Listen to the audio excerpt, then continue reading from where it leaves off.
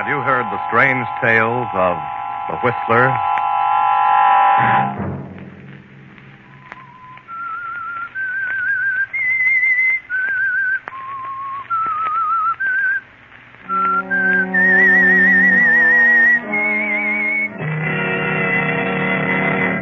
I'm the Whistler. I know who you are. I know all about you and what you've done. You're trying to run away, but I'm going with you. Saturday night, and CBS presents The Whistler.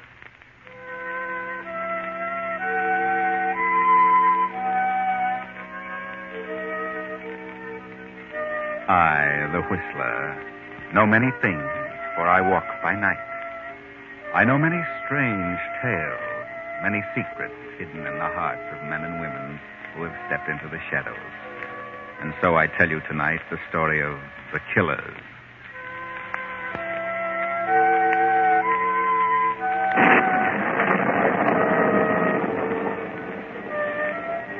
The rain beats down in torrents, and during the brief flashes of lightning, a certain stone building stands out in the darkness of the night, the courthouse of a county in a southwestern state. A murder trial has come to a conclusion, a sensational trial in which the young killer has been tried and convicted of the brutal slaying of 5 people, his employer, Farmer Atkins, and Atkins' entire family. The defense, appointed by the state, contended that the slayer was insane. Now the killer stands before the judge. The jury has found that on the night of September 13th, the entire Atkins family was brutally slain with a meat cleaver wielded by the defendant, Joe Nichols. In the absence of sufficient motive other than the $20 found on the defendant was placed under observation by the state psychiatrists. And the said state psychiatrists find the defendant suffering from dementia praecox. Therefore, it is the duty of this court to commit the defendant to the state institution for the insane.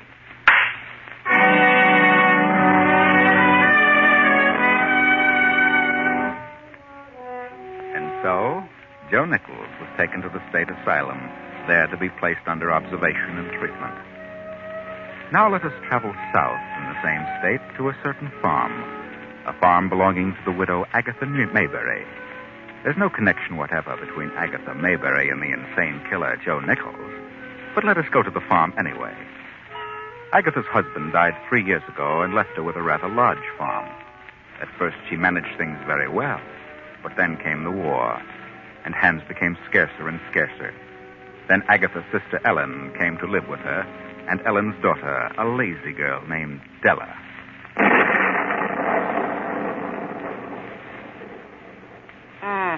Storm is coming up stronger now. Did you get those calves in like I told you, Della? What did you say, Aunt Agatha? Get your nose out of that magazine and you could hear me. Aunt Agatha wanted to know if you looked after the calves, darling. No, I forgot. You'll have to excuse Della. She just can't get used to this sort of life in so short a time. You've both been here almost a year. Give her time, Agatha. Give her time. I'll give her time. Get out there, Della, and see if those calves are under shelter. But I might catch my death of cold in this storm. Those calves are worth more than you are. Go on.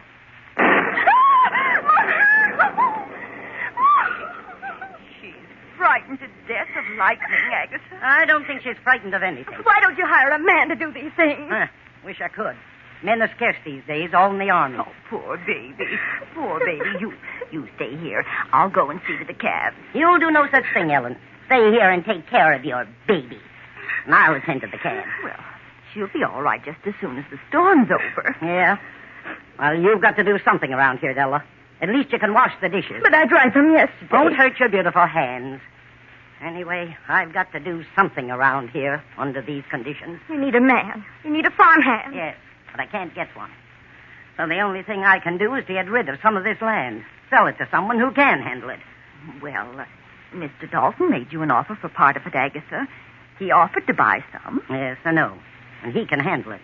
Has a couple of sons. And a daughter who isn't afraid to get her hands dirty. Oh, how much do you think he'd pay for it? Oh, I don't know.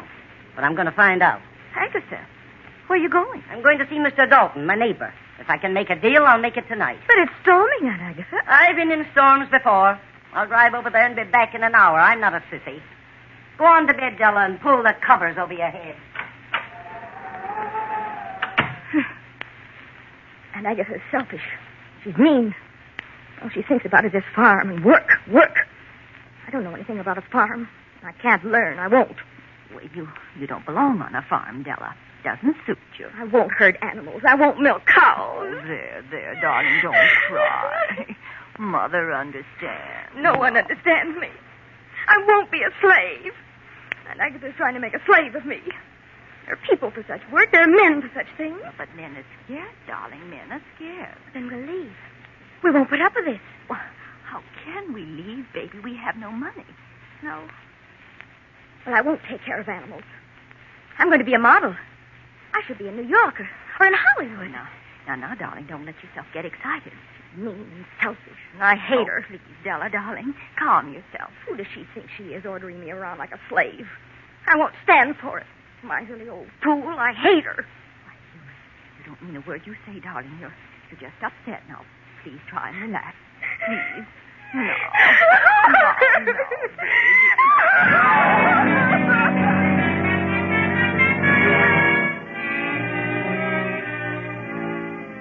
While Della, poor little Della, sobs and sobs in a fit of hysteria, and Agatha drives on through the raging storm, and 10 minutes later pulls to a stop in front of her nearest neighbor's house, the house of Farmer Dalton.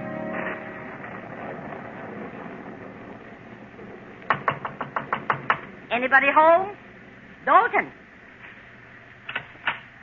Well, the land of mercy, Agatha Mayberry. Well, come on in, come in. You must think I'm kind of crazy running around on a night like this, Mr. Dalton. Well, there must be a reason for it, Agatha. Yes, there is. I want to talk business. Business? Well, all right. What's on your mind all of a sudden? You want to buy the east half of the farm? Why, sure. I told you I did. What was your offer? $2,000.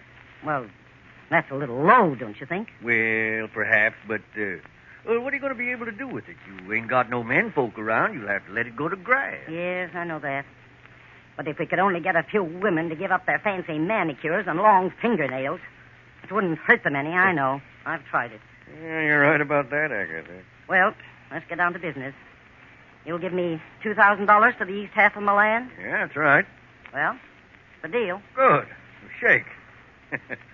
Now, how do you want it? Well, how are you prepared to handle it? Well, I'll tell you, I collected $1,000 cash from Henry Jacobs late this afternoon. It was too late to put in the bank, so I'll just give you that cash and a note for 12 months on the balance. All right, fair enough. Make out the note. All right. I, John Dalton, in consideration, in the sum of $1,000. There you are, Agatha. I see. Well, shouldn't we have a witness to this transaction? If you want it that way, sure. Oh, I'm sorry. I just wanted to thank you, Mr. Dalton. That was a swell supper. Oh, come in here a minute. I want you to do something. Sure. Anything you say, Mr. Dalton. What can I do?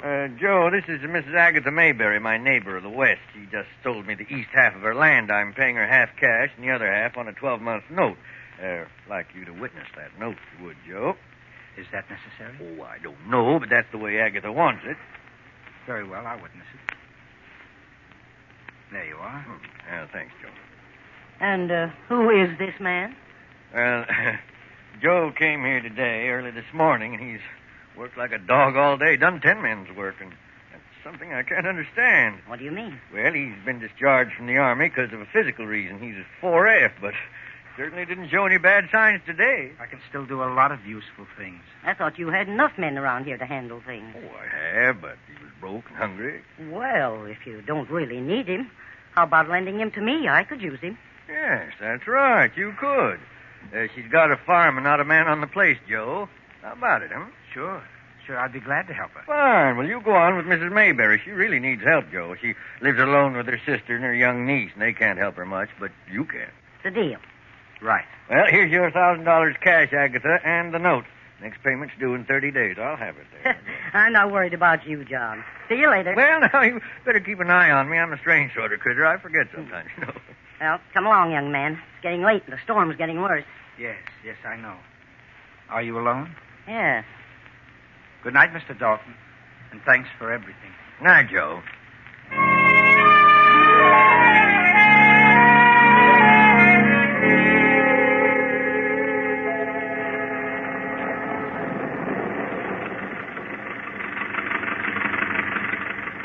What'd you say your name was? I didn't say. But my name's Joe. Oh, I see. Ever do any farm work, Joe? Yes, I've done a little, here and there. You're sure welcome. Why did you sell half of your farm? Because I couldn't take care of it. You sold it short, didn't you? Yep, $2,000. And it's really worth $4,000. He gave me $1,000 cash and this note for the balance. Aren't you worried about carrying $1,000 in cash? No, why should I be worried? Oh, I don't know, but it's kind of risky. Is it? Aren't you afraid of me? No, I'm not afraid of anyone. No? Well, that's good. How long you been out of the Army? 3 days, over 4 months. I was wounded in Bataan. But I can do lots of things, even if I am discharged. Well, I'm glad to have you. Glad to have anyone who can do anything.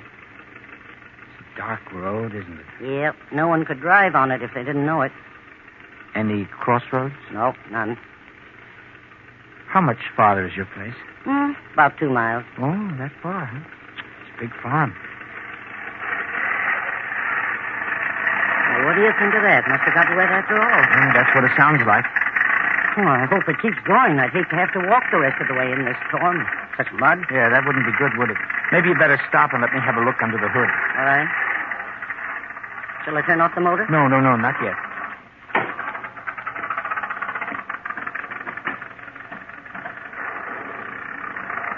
Oh, your fan isn't working. The belt's slipping and your motor's too hot. Well, can you fix it? Yeah. Yeah, I can fix it. Have you got a wrench? Yes, in that door pocket. Oh, yes. Here we are. This'll do it. Turn it off. Well, what are you staring at? Oh, I was just thinking what a brave woman you are to be riding around alone on a night like this with $1,000 in cash.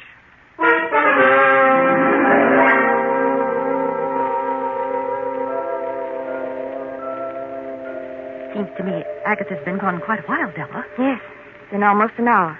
Maybe she got stuck or something happened to the car. Serve her right if it did.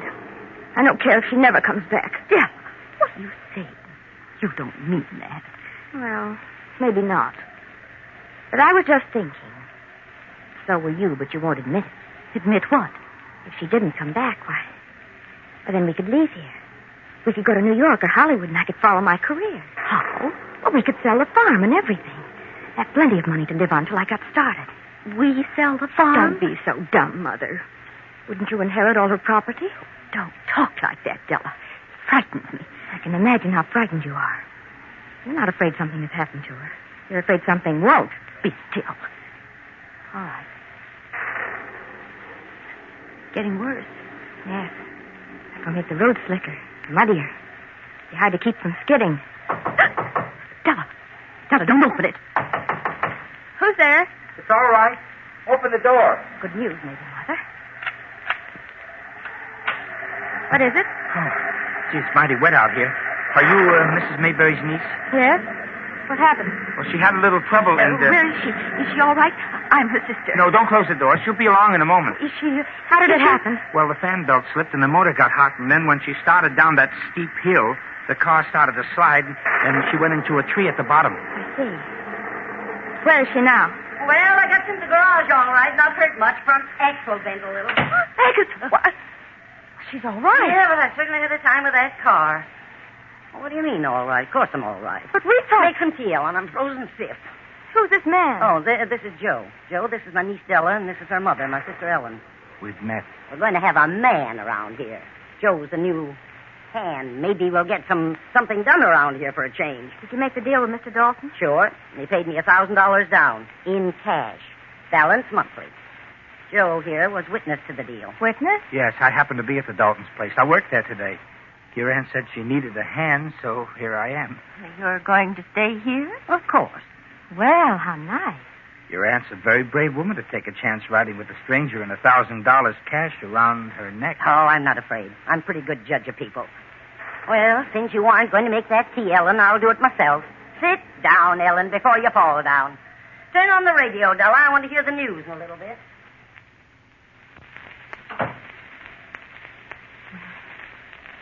Are you married, Mr. Joe? No. You're not in the army? I was. Medical discharge. You look tired, Joe. Yes, I am. I wonder if you'd mind if I'd turn in. Not at all. Well, is there a separate building for the hands? No, I suppose Aunt Agatha intends for you to have the spare room upstairs. The end of the hall. I see. Well, good night, Miss... My name is Della. Good night, Della. Good night, Joe. Good night. Night, ma'am.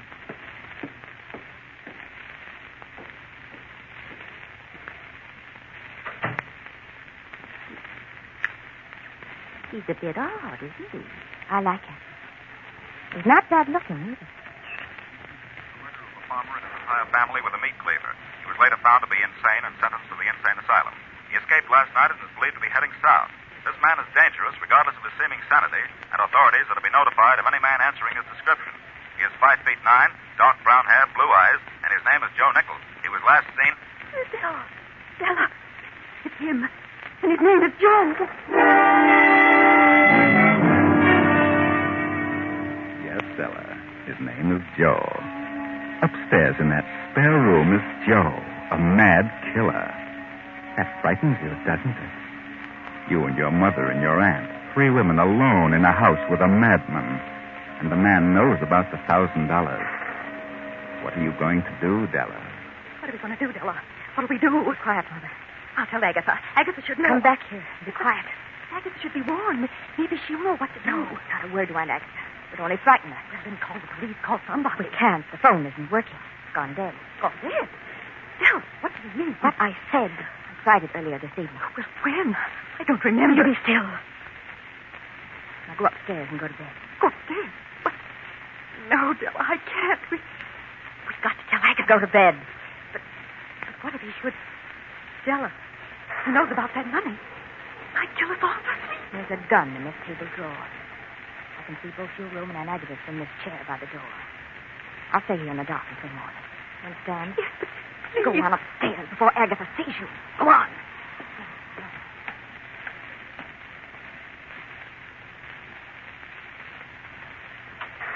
Well, where's everybody? Where's Joe? Said he was tired, so he went to bed. Mother just went up. After all, it is late, Aunt Agatha. Yeah, that's right, it is. You look tired, Aunt. Perhaps you'd better... What's the matter with you? What are you trembling about? Trembling? I think I've taken cold. A little chill. I'll be all right. Better take some quinine and go to bed yourself. Yes, but I haven't been sleeping well lately. I'll read for a little while. Then I'll be out. I missed the news. What did it say? It said that, nothing's important. Oh, I see. Well, better drink some warm milk and go to bed. Right. Good night.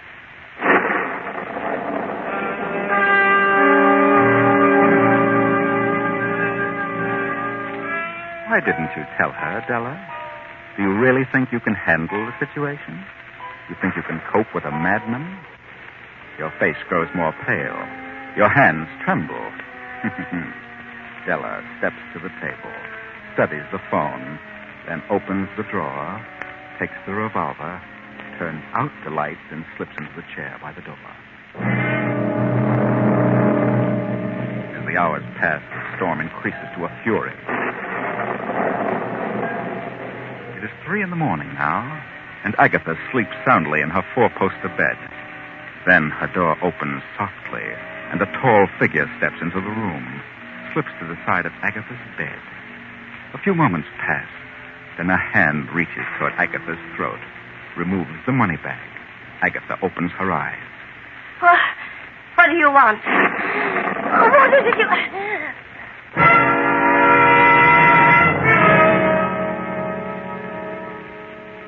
The storm has reached its peak. A few minutes later, it has passed over, leaving only the fall of a light rain. Suddenly, Della stirs in the chair beside the door. A figure is slowly, stealthily coming down the stairs. Reaches the bottom and starts to cross the room toward Della. She waits breathlessly, then snaps on the light.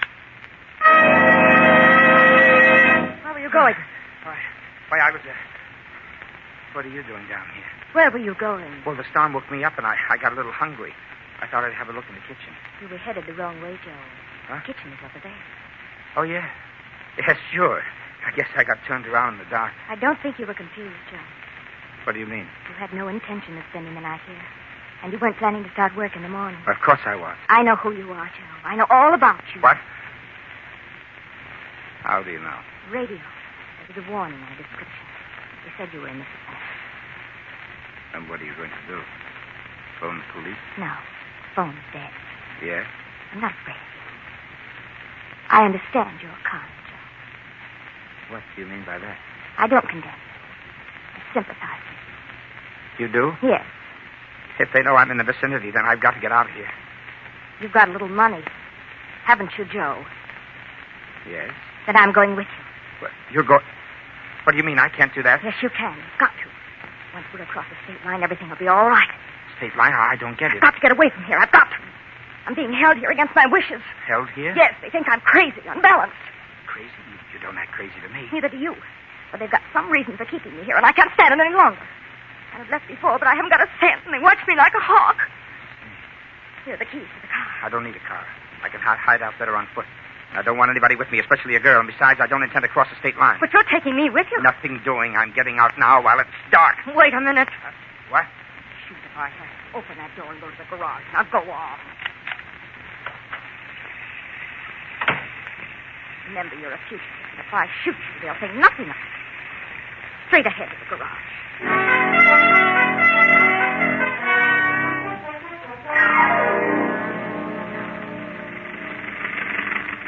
Turn here. This is the main highway. Well, why the main highway? I'd rather keep to the side. I wouldn't. Straight ahead. Maybe they're right. Maybe you are nuts. Oh, are you crazy, Joe? Certainly not. Of course not. Neither am I. Where does this highway go? To the state line. Look, I'm in a tough enough spot as it is. I'm not going to try and cross the state line with a girl at this time of the morning. I'll take care of that. I know it. Straight ahead. Oh, Sam, I could wring your neck for this. You're just the one who could do it. I've got one chance in 1,000 of getting over that line. We'll make it all right. We'll make it. And keep both hands on that wheel. I know what you're thinking. I could turn this car over, you know. But you won't. Will you? Sure. Hey, look. Red lights ahead. State line. One of the lights is swinging. They're signaling to stop police officers. Here. Faster, Joe, faster. Go right on through them. They'll never catch us. I said faster. Hey, stop! Stay back! Stop! We've made it. Keep going.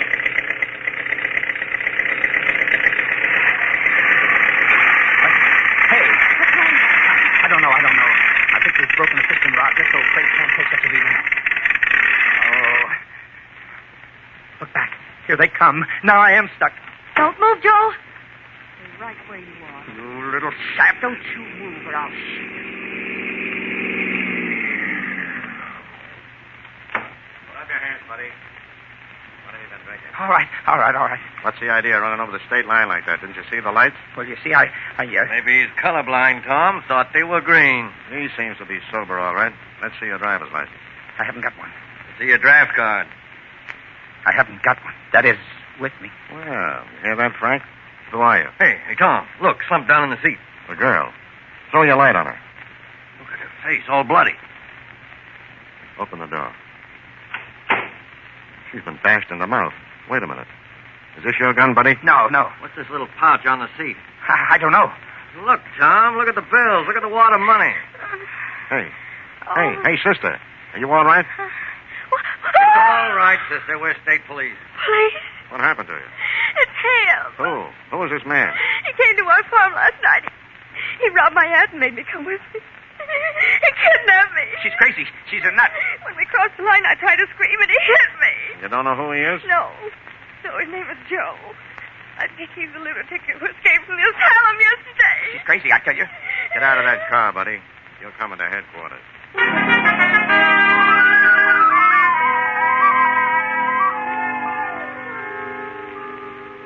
Go on, miss. What happened then? Well, After Mother and I heard the announcement on the radio, I knew it was him. I couldn't call the police because the phone was dead. Why didn't you go for help? Because he knew that Aunt Agatha had the money. I was afraid to go because of what he might do. I got Aunt's gun and sat by the door where I could see him if he went into his room. Yes?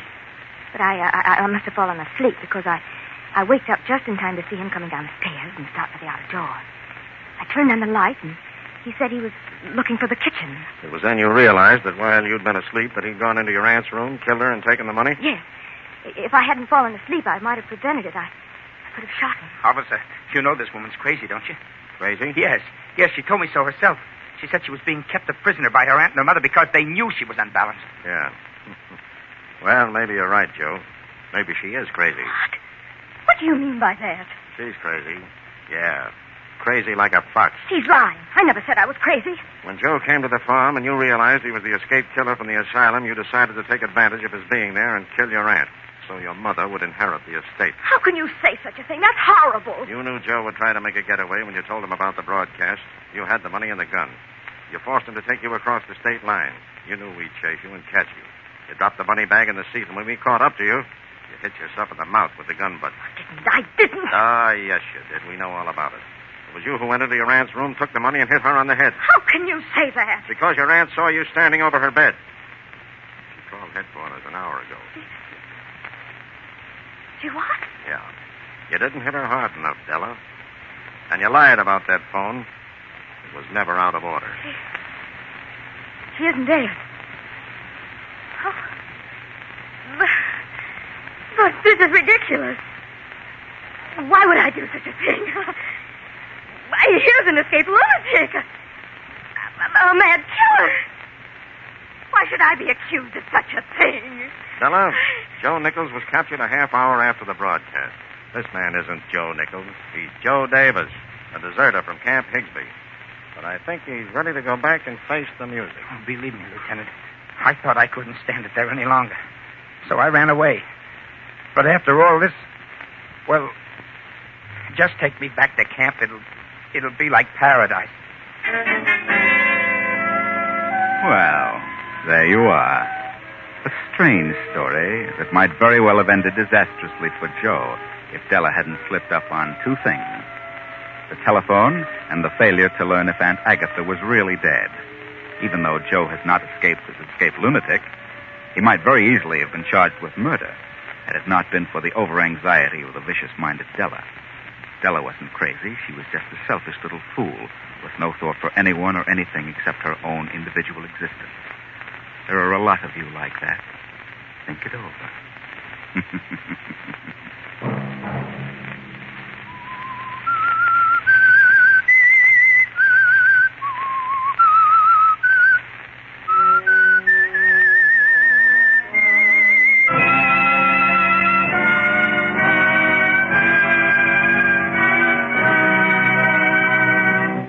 CBS has presented The Whistler. Original music for this production was composed and conducted by Wilbur Hatch. The Whistler is written and directed by J. Donald Wilson and originates from Columbia Square in Hollywood. Next week, same time, I, the Whistler, will return to tell you another unusual tale. Good night. This is the Columbia Broadcasting System.